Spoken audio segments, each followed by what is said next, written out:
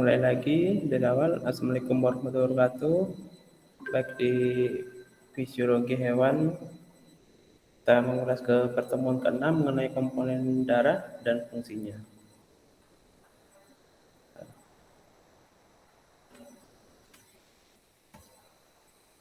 Pengertian dari darah ini adalah organ tubuh yang berbentuk cairan, dan cairan itu adalah gabungan dari berbagai macam. Ini ada cairan, sel-sel dan partikel yang menyerupai sel, mengalir dalam pembuluh darah arteri.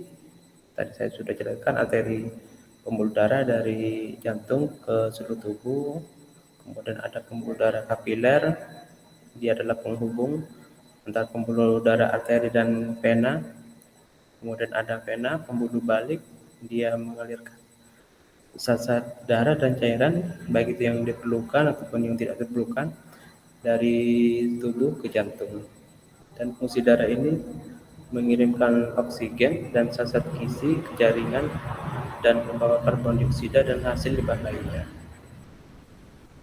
Bedanya ya, kalau darah pada hewan vertebrata dan invertebrata itu, darah pada ini vertebrata itu warnanya itu merah.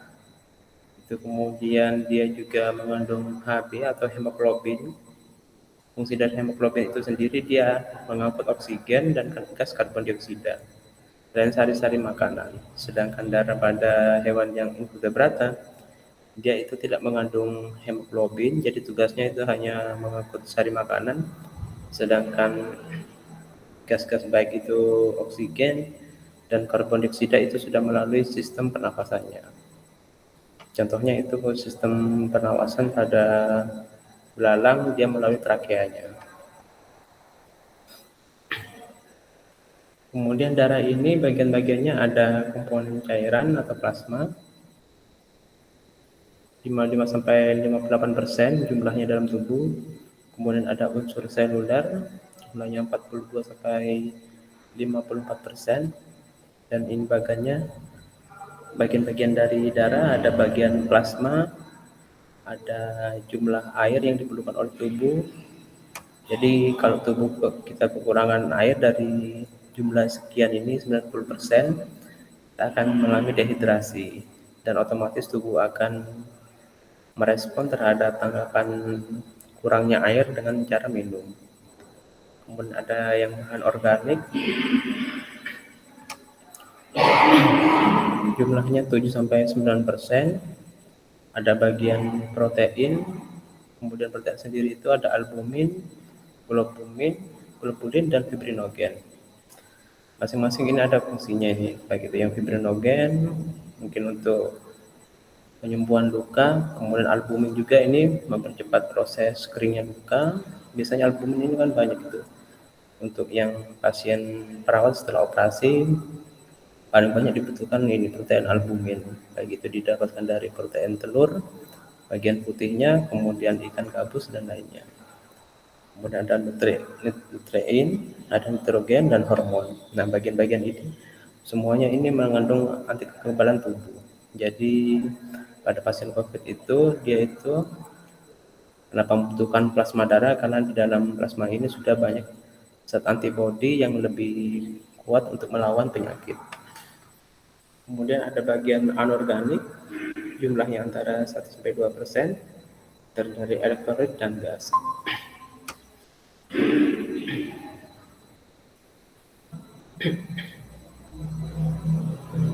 Tadi kan ada yang masuk ya.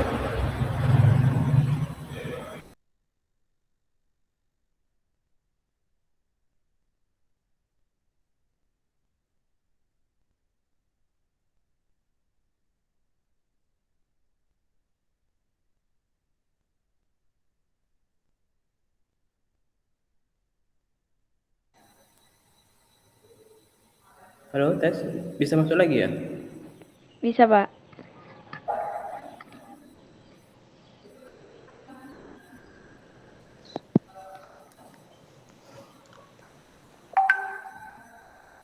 Iya.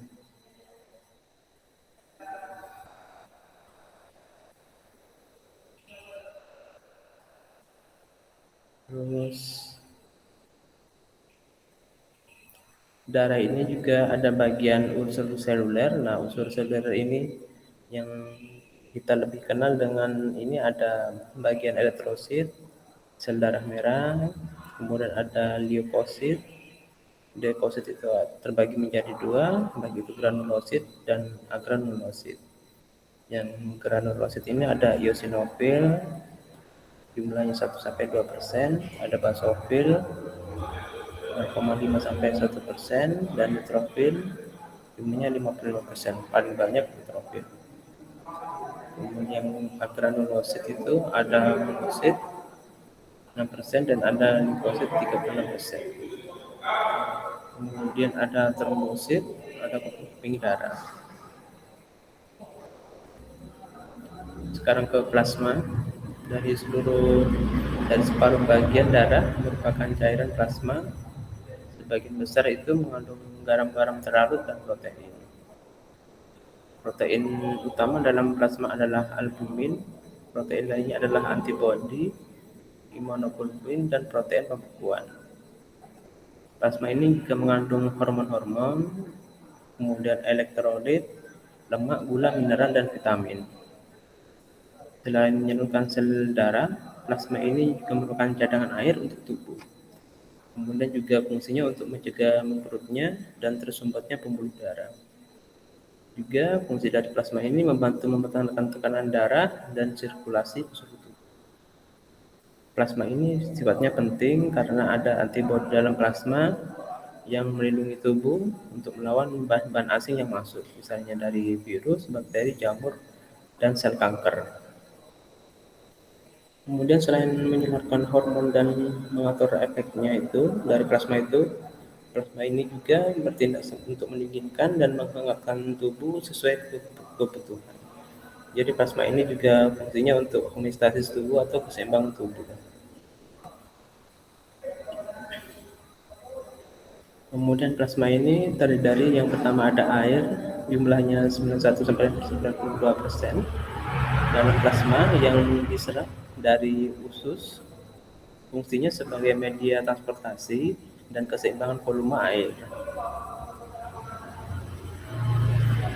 Kemudian ada yang organik, ada protein 5% terbentuk di hati, terdiri dari albumin 53% dan globulin 43% dan fibrinogen 4%.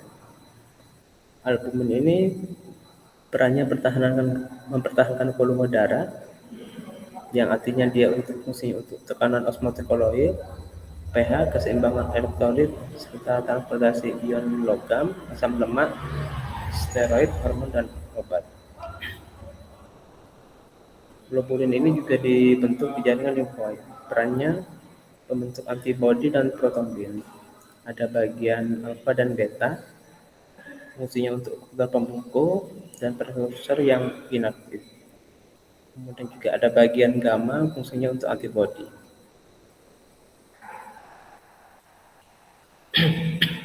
Kemudian ada bagian nutrisi, diserap dari makanan berupa asam lemak, monosakarida, glukosa, asam amino, gliserol, dan vitamin. Fungsinya sebagai makanan sel, kemudian enzim membantu metabolisme sel. Kemudian ada bagian nitrogen berasal dari hati berupa urea dan urium yang dikeluarkan melalui ginjal. Kemudian juga ada bagian hormon, fungsinya untuk metabolisme sel. Untuk anorganik ini ada bagian elektrolit terdiri dari natrium, kalium, fosfor, besi, dan yodium yang diserap dari usus. Perannya mengatur tekanan osmotik cairan intrasel dan ekstrasel, menyangga perubahan pH, tekanan darah, dan membantu metabolisme. Kemudian untuk gas-gas ini ada O2 dan CO2. O2 itu diperoleh dari paru-paru untuk diedarkan ke seluruh tubuh, dan CO2 itu dari seluruh tubuh itu akan diedarkan kembali ke paru-paru untuk dikeluarkan. Fungsinya ini untuk respirasi sel dan menyebabkan produk akhir metabolisme. Yang unsur seluler ini ada bagian eritrosit atau dikenal dengan sel darah merah, bentuknya cakram bikonkav, tidak berhenti organel dan ribosom, tetapi dipenuhi oleh hemoglobin. Diameternya ini sekitar 8 mikrometer. Hemoglobin ini adalah molekul yang mengandung besi berikatan dengan oksigen secara longgar dan tidak dapat kembali bentuk semula atau disebut reversibel. HB ini dibentuk di susu dengan bantuan eritropoietin yang dibentuk. Kemudian jumlah normalnya sel darah merah itu dalam tubuh sekitar 5 juta per milimeter persegi dan umurnya itu 120 hari. Fungsinya untuk transportasi oksigen antara paru-paru dan jaringan, kemudian mempertahankan pH normal dan untuk membantu golongan darah. Untuk yang leukosit, sel darah putih, dia mempunyai inti dan ukurannya lebih besar. Umurnya hanya 12 sampai 20 hari. Jumlahnya 5.000 sampai 10.000, terbagi menjadi dua, ada yang granulosit 60% dan agranulosit 40%. Sekarang yang granulosit itu ditentukan granulosit dalam sitoplasmanya ukurannya 10 sampai 14 mikrometer, terbagi 3 tergantung kemampuan mengikat warnanya. Yang pertama eosinofil. Sel granulanya ini afinitas eosin.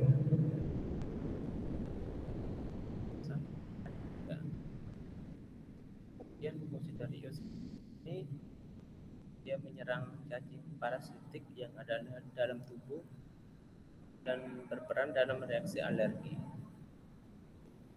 Kemudian ada basofil. Sel granulanya itu mempunyai afinitas atau kepekaan terhadap zat warna biru atau warna basah. Basofil ini mengeluarkan dua zat kimia yaitu histamin dan heparin. Fungsinya untuk membantu membersihkan partikel lemak dari darah. Jadi ini yang fungsinya untuk mengeluarkan partikel lemak dari darah supaya lemak itu tidak menumpuk pada pembuluh darah dan menyebabkan penyumbatan. Kemudian ada neutrofil. Granula neutrofil ini atau leukosit polimorfonuklear atau disebut PMN. Kemudian sifatnya memiliki afinitas yang sedikit lebih baik dari sel darah putih yang sebelumnya itu. Warna basahnya yang diikat adalah merah jambu samar-samar atau warna biru yang dikelilingi sitoplasma yang berwarna merah muda. Fungsinya fagositotik atau memakan bakteri dan leptis. Kemudian yang agranulosit, dia itu punya inti satu lobus mononuklear dan sitoplasmanya itu bebas dari granula, terbagi menjadi monosit, jumlahnya 6% dalam sel darah putih, lebih besar dari neutrofil dan memiliki satu inti, intinya berlekuk atau berlipat. Sitoplasmanya itu menyerap warna biru keabu-abuan. Fungsinya sama, yaitu fagosit jaringan yang dikenal dengan makrofag. Kemudian ada limfosit.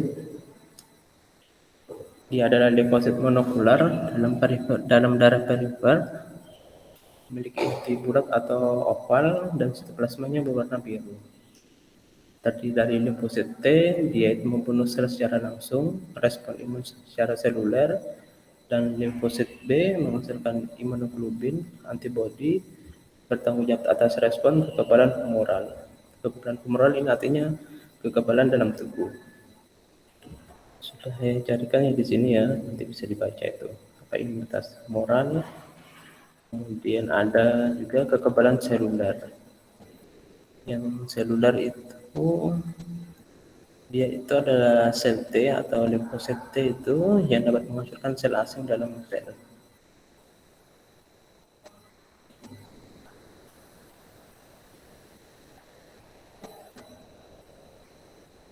Nah ini letaknya ini pada tubuh ini ada lobus thymus, dia mungkin menghasilkan antibodi, kemudian juga kelenjar tiroid juga.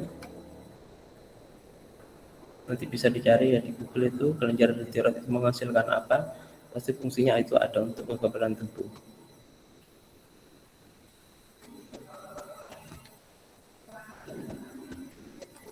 Kemudian ada trombosit atau ping darah, diameternya 2-4 mikromolar.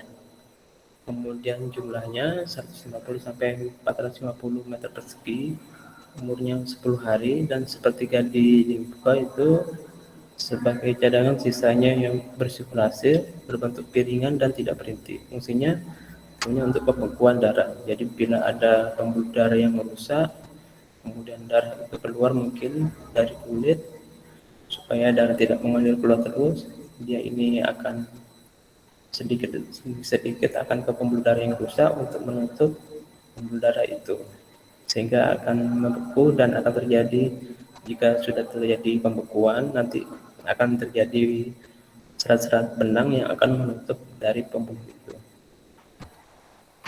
Kemudian pembentukan sel darah merah, putih, dan trombosit itu dibuat tulang.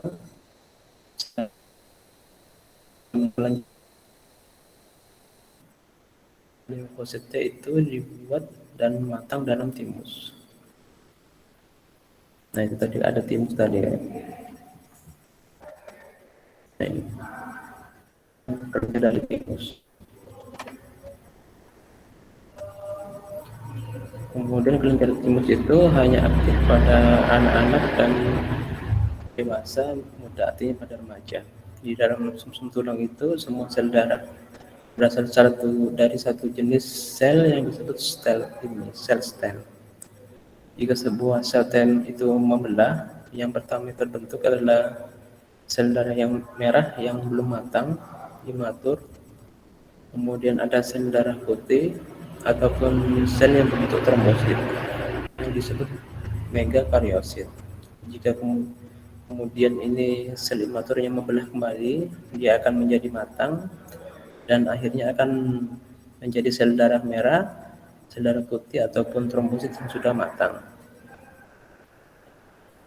Nah ini eritrosit, kemudian ini ada keping-keping darah, kemudian ini bagian-bagian dari limfosit ini. Tadi sudah jelaskan ya, ada yang bagian makrofag itu, kemudian ini juga bagiannya mungkin dari granulosit ataupun agranulosit. Nah ini maksud pembentukan sel darah itu di tulang gitu ya, sumsum tulang itu yang telah dewasa, dia akan membentuk yang sel darah yang imatur dulu. Ini ada sel darah merah, eritrosit yang belum matang, kemudian juga ada megakariosit dan ada keping darah. Setelah membelah kembali, dia akan menjadi sel darah yang matang. Dan ini bagiannya.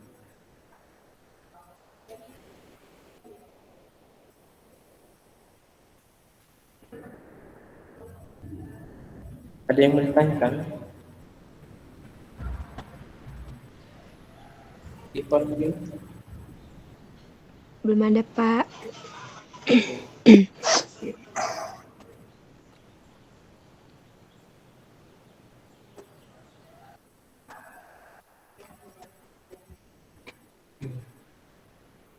Nanti kalau ada waktu kita ada ya, ngadakan satu kali praktikum.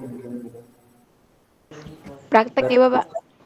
Iya, mungkin ya itu mungkin tentang tekanan darah ataupun oximeter ini. Iya, Bapak.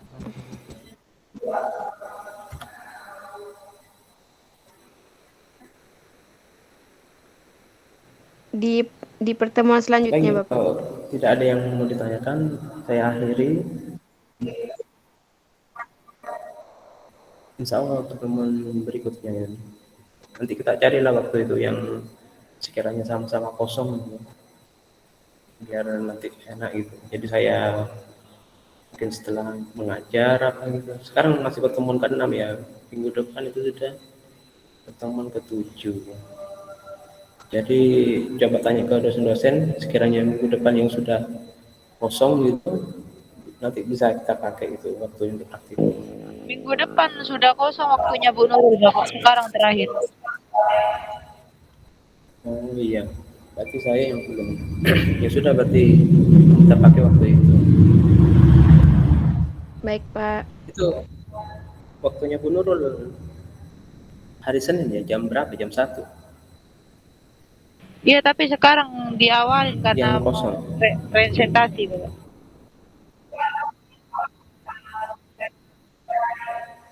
Oh gitu.